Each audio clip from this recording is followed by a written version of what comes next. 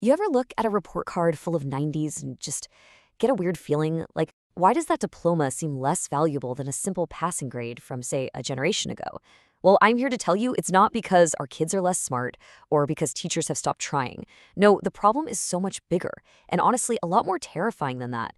The truth is, we're all being forced to act in this huge, intellectually corrupt play, and it's quietly breaking the mental resilience of our kids. So let's pull back the curtain on this whole performance. This right here, this is the big question we absolutely have to face. Because that feeling you have, it's not just in your head.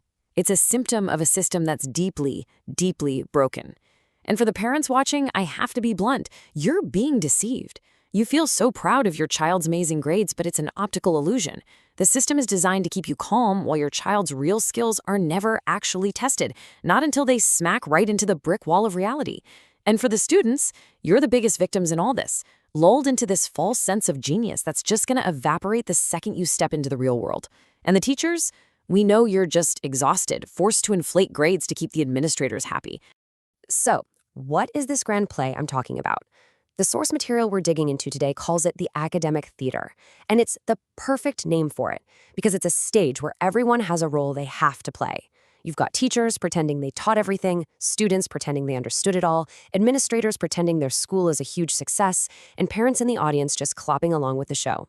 The school, which should be a place for building strong minds, has become a stage for a show, and the script is written with lies. Now, to really get how this theater works, we need to peek backstage and look at the machinery. What you'll find is this vicious cycle of deception. It starts way at the top and just trickles all the way down into every single classroom, forcing good, honest people to play along with the lie. Okay, so this cycle has three main parts, and they all feed right into each other. It kicks off with Step 1, accreditation manipulation. This is where school management gets pressured to hide all the flaws and just pump up its own status. This obsession with looking good leads directly to Step 2, exams without consequences. I mean, if students know there are no real stakes, why would they try? And all of that pressure then lands squarely on the teachers, forcing them into Step 3, which is basically becoming magicians, turning failing grades into passing ones with a flick of their red pen. Let's start at the top with Step 1. In this system, you know what's a liability? Honesty.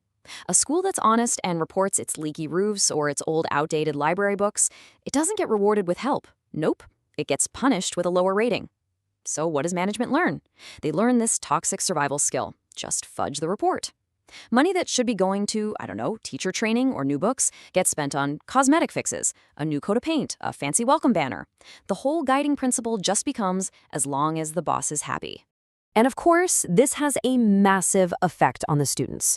When they see that there are zero real consequences for failing, that remedial classes are just a joke to wash their grades, they make a perfectly rational calculation. Their brain goes, okay, hold on. Why should I study my guts out if the kid next to me who plays games all day is also going to pass?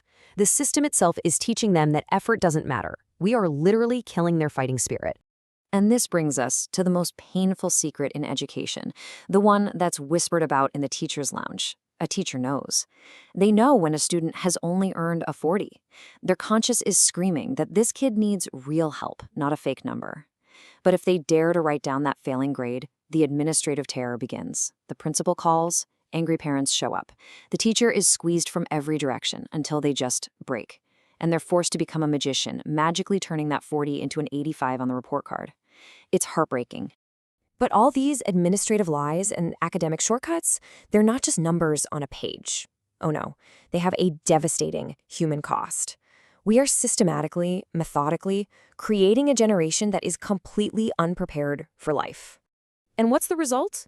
The system has turned our schools into what the source calls empty diploma factories. I want you to picture a factory conveyor belt. Students get on in first grade and they just get pushed along year after year until a diploma pops out at the end. There is zero quality control. It doesn't matter if the product is defective. The diploma isn't a certificate of competence anymore. It's just a receipt that proves you paid tuition for a while. Why does this happen? Well, it's because of this number, the 100% graduation rate. For schools, it's this badge of honor. For parents, it's a huge relief. But for the actual quality of our education, it's a total catastrophe. Because to make sure everyone passes, the bar gets lowered so far you basically have to trip over it to fail. We're celebrating quantity, and we've completely forgotten about quality.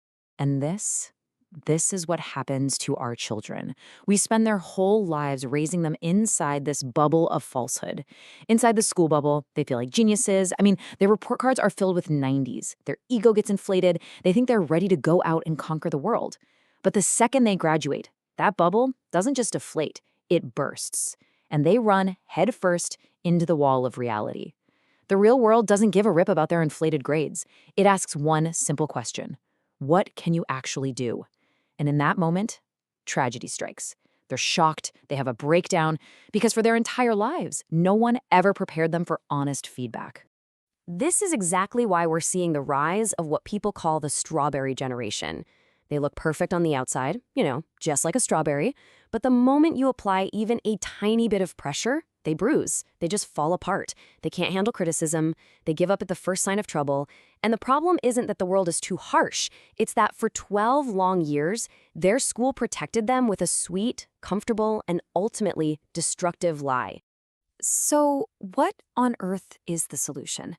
Look, it's not easy. It's definitely not pleasant. But it is absolutely necessary. We need to administer the bitter medicine of what the source calls a painful, honest education. This bitter medicine, it requires a complete overhaul with 4 key ingredients. First, we have to normalize failure. Let a student fail a class. It is so much better for them to learn how to get back up now in the safe environment of a school than in the high-stakes world of a career. Second, give teachers total autonomy to grade honestly. Their performance should not be judged by pass rates, but by their genuine effort to help the kids who are struggling. Third, we need to calibrate with the real world. Bring in professionals from the industry to be external examiners. And finally, demand radical transparency. Let parents see exactly where every single dollar of school funding is going. And listen, this is a direct message for every parent out there. Your obsession with seeing a 90 on a piece of paper is what's fueling this entire broken system. You need to start obsessing over something else entirely: your child's actual, real-world competence. Stop asking teachers to lie to you about your child's abilities. Demand honesty, even when it stings. This quote right here, it gets to the absolute heart of the matter. We've been tricked into believing that a pleasant education is a good education, but the truth is the complete opposite. An education that is painful but true is so much more dignifying and, in the end, so much more loving than one that's just a pleasant lie. It's better for your child to cry today because they have to repeat a class than for them to cry for the rest of their life because they were crushed by a world they were never, ever prepared for. The pain of failure in school, it's medicine, not poison. So I'll just leave you with this question. And this isn't really about the school system, it's about us. Are we, as parents, as a society, brave enough to finally stop this grand performance?